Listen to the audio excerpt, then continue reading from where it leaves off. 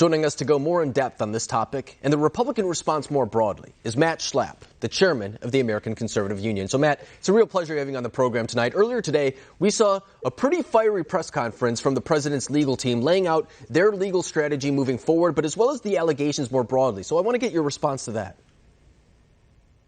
Yeah, I mean, our theme, I'm sitting here in Las Vegas, and our theme, as the theme of this effort overall, is to expose the truth, to talk about the facts, and to discuss the math of the election and the science of the election. There's a mantra in too many national press outlets to say somehow the campaign is not exposing the voter irregularities or the illegal ballots. And I can tell you in the state of Nevada, we have thousands of examples. We have over 800 sworn statements about the illegal activity. We have over 12 whistleblowers. Our phone lines and email systems are constantly being refreshed with new allegations, and it's voter fraud like I've just never seen in my political career.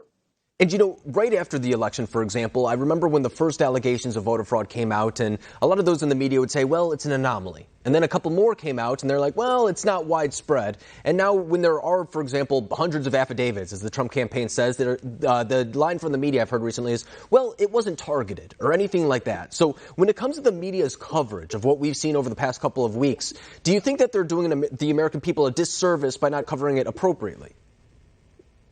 You know, whenever there's a problem in your life, a problem in your job, and you just try to avoid it, it usually gets worse if it's a serious problem. When you have a serious problem like we just had in this election, where you have thousands and thousands and thousands of illegal ballots in these states getting in the tally, what the national news media is saying, suck it up, Buttercup. There's nothing you can do about it. It's too late. And for 73.3 million Americans, it's not an acceptable answer. They think somehow Donald Trump should have won this election. And there's all of this clear evidence of wrongdoing. What I suggest as a country we do is, instead of ignoring the problem, expose it. Expose it to the sunshine. Expose it to transparency. If the thousands of pieces of information we've uncovered in Nevada, if the media would actually cover it, what I think will happen is these electoral votes will be awarded to Donald Trump in a court of law, and politicians will support that decision. By the way, in all these states, maybe all of this doesn't go our way. But as a country, as a democratic republic, we can't afford to have half our population think that somehow the loser of the election was declared the winner.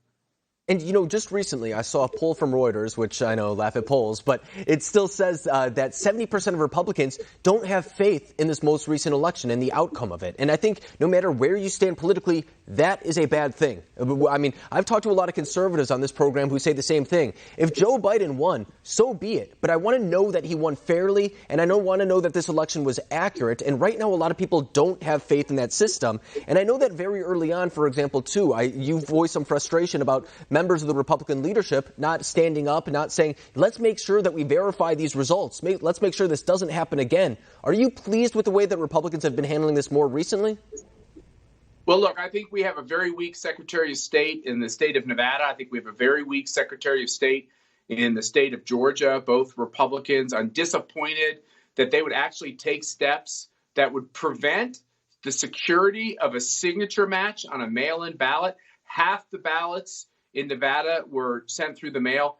A third of the ballots in Georgia went through this mail-in process. If you can't verify the name on the front end, which they did not do, and then you don't have any security on the back end when the ballot comes in, then essentially it's like having no registration to vote at all.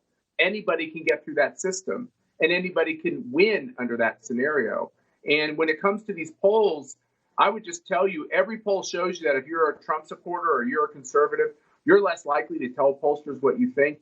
So the poll you quoted shows 3/4 of Trump supporters saying they don't think that it was an honest election that they can have confidence in. My guess is that's a lot higher number, because we all know the ramifications of the cancel culture. And that's one of the reasons why some of these weak-kneed Republicans aren't being stronger. But I will say, I've been very impressed with Republican leadership. I hear them saying the president deserves to make sure that only legal ballots are counted. And that's exactly where we should be. You know, in 2000, I spent 36 days in the Florida recount. I spent Thanksgiving in a Marriott in Fort Lauderdale with Wayne Newton, believe it or not. And we didn't resolve that election to the Feast of Our Lady of Guadalupe well into December. We did the right thing as a country and got to the right answer. We should do the same thing again. Let the president take the responsible legal steps so that only legal ballots can be counted. When we're done with that process, then we'll know who won this election. And Matt, I've heard Republicans have this conversation before. For example, saying we need voter identification. We need to make sure that mail-in voting is safe. There's another issue this week, too, that Republicans talk about all the time, and it's the idea that perhaps big tech suppressed Republican voters and their sharing of information throughout the entirety of this campaign. Are all of these issues that Republicans need to bring to the forefront of their agenda for future elections? Yeah, look, this is fascism. And fascism and socialism, they are just two nasty cousins, right? And what they attempt to do is to feed us propagandized news, false information, false polls, false information about the status of these races. And then when we try to counter that, they try to shut us down. And so big tech is as big a problem as big left-wing news media outlets, which is as big a problem as the cheating that goes on in a county like Clark County in Nevada. They're kind of kindred evil spirits. And anybody who loves America, no matter what their politics are, ought to be against every aspect of that, every bit of that.